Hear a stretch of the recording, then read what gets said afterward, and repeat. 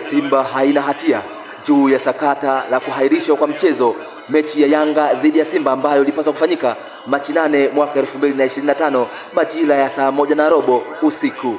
Mimi ni mtano wa Dauto V kanda Ziwa.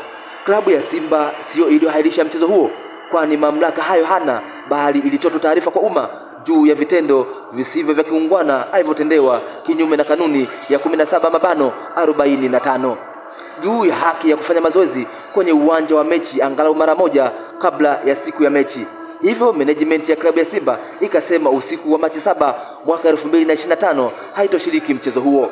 Kufikia Machi 8 mwaka 2025 asubuhi, shirikisho la mpira wa miguu Tanzania TFF ilikiri kupokea barua ya malalamiko kutoka Simba, na shirikisho hilo liliagiza kuendelea na mchezo huo kama ulivyopangwa ili kuheshimu ratiba ya ligi kuu.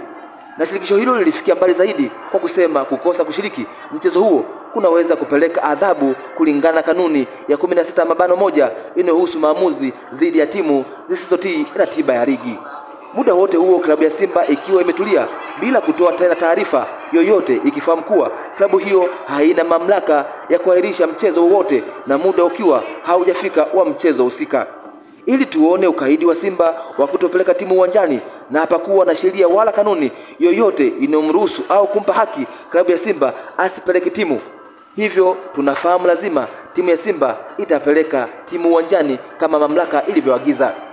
Lakini kufikia mchana wa Machi 8 mwaka 2025, bodi ya ligi kupitia kamati yake ya uendeshaji na usimamizi wa ligi pamoja na maelezo mengi, mwisho ikaamua kuahirisha mchezo huo kwa mujibu wa kanuni ya 34/1.3 ya ligi kuu kuhusu kuahirisha mchezo, na ikasema bodi hiyo itatangaza tarehe ya mchezo huo mapema iwezekanavyo.